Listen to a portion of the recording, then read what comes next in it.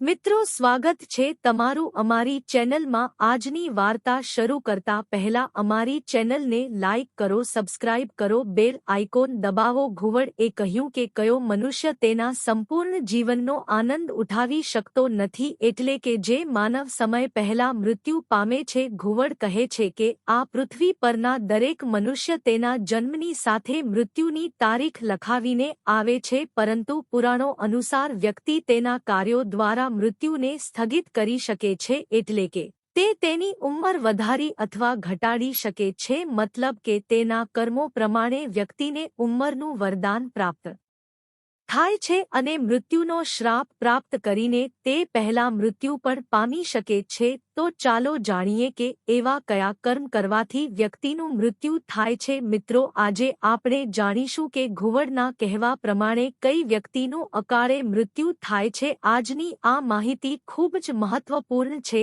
તેથી વાર્તાને અંત સુધી સાંભળો। ઘુવડ કહે છે, અભિમાન કરવા વાળો વ્યક્તિ। હા મિત્રો, ઘુવડ કહે છે કે વ્યક્તિની ઉંમરને કાપતી પ્રથમ તલવાર અભિમાન છે। અહંકારી માણસ પોતાને સૌથી મહાન માનીને વડીલોનું અપમાન કરે છે, જેના કારણે તે વ્યક્તિ ભગવાનનો પ્રિય નથી રહેતો અને ભગવાન તેનું આયુષ્ય ઘટાડે છે। જે વધારે બોલે છે, વધુ બોલવાની આદતથી પણ આયુષ્ય ઘટે છે, કારણ કે જે વ્યક્તિ વધારે બોલે છે તેનું વાણી પર નિયંત્રણ હોતું નથી। આવામાં તે કોઈને કશું પણ કહી શકે છે। તેના બોલેલા શબ્દો લોકોના હૃદય દુખાવે છે। એટલું જ નહીં, અધિક બોલવા વાળા મનુષ્ય જૂઠું પણ વધારે બોલે છે। બલિદાનનો અભાવ। હા મિત્રો, રાવણ અને દુર્યોધનને આ વાતની સીધી પ્રમાણ આપે છે કે બંનેમાં બલિદાનનો અભાવ હતો, જેના કારણે તેઓએ લડવું પડ્યું અને અકાળે મૃત્યુ પામ્યા, જેને જરૂરથી વધારે ગુસ્સો આવે છે।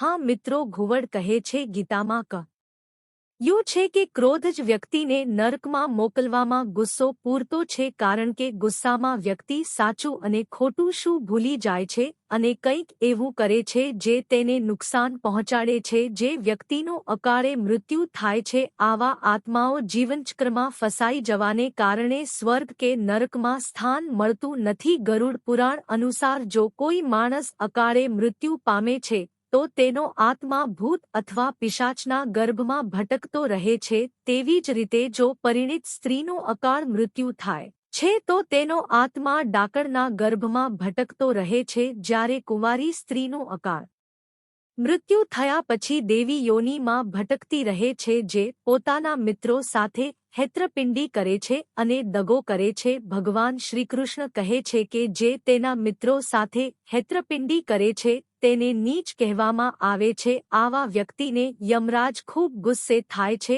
અને તેમને સખત સજા આપે છે। ભગવાન શ્રીકૃષ્ણ કહે છે કે માણસ સ્વાર્થથી સૌથી મોટું પાપ કરવામાં શરમ અનુભવતો નથી। સ્ત્રીઓ, સંપત્તિ અને જમીનની આ સ્વાર્થ ઈચ્છાઓ પૂરી કરવા લોકો યુદ્ધના મેદાનમાં પહોંચી જાય છે અને તેઓ તેમના જીવનનો અંત લાવે છે, જેનું ઉદાહરણ મહાભારત છે। અવિશ્વાસુ, અપવિત્ર, નાસ્તિક જે મંગળનો ત્યાગ કરે છે પરંતુ વિશ્વાસઘાત, અસત્ય બ્રાહ્મણને અકાળ મૃત્યુમાં યમલોકમાં લઈ જાય છે। કહેવાય છે કે જે ક્ષત્રિયો પ્રજાની રક્ષા નથી કરતા, જેઓ આચારમાં નીચ છે, ક્રૂર, વ્યસની, મૂર્ખ છે, વેદ અનુશાસનથી અલગ છે અને પ્રજા શિખર છે, તેઓને યમનું શાસન મળે છે। આવા દોષિત બ્રાહ્મણો અને ક્ષત્રિયો આધીન બને છે, મૃત્યુનો પ્રભાવ અને યમનો ત્રાસ મેળવે છે, જેઓ તેમના લોકોની રક્ષા કરતા નથી, જે કર્મો અને સર્વ મુખ્ય આચાર છોડીને બીજાના કર્મોમાં વ્યસ્ત રહે છે, તે યમલોકમાં અવશ્ય જાય છે। જે શુદ્ર, દ્વિજ અને લોકોની સેવા કર્યા વિના અન્ય કાર્યો કરે છે તે નરકમાં જાય છે। વિષ્ણુ પુરાણમાં કહેવાય છે કે તુલસીના દરરોજ દર્શન કરવાથી વ્યક્તિના પાપ ઓછા થાય છે અને તુલસીના છોડને પાણી અર્પણ કરવાથી અને સાંજે દીવો કરવાથી વ્યક્તિને મોક્ષ મળે છે અને આવા વ્યક્તિ સદા ભગવાન વિષ્ણુની શરણમાં જાય છે। જો તમને માહિતી પસંદ આવી હોય તો વિડીયોને લાઇક, ચેનલને સબસ્ક્રાઇબ કરીને કમેન્ટ બોક્સમાં જય શ્રી કૃષ્ણ ચોક્કસ લખો।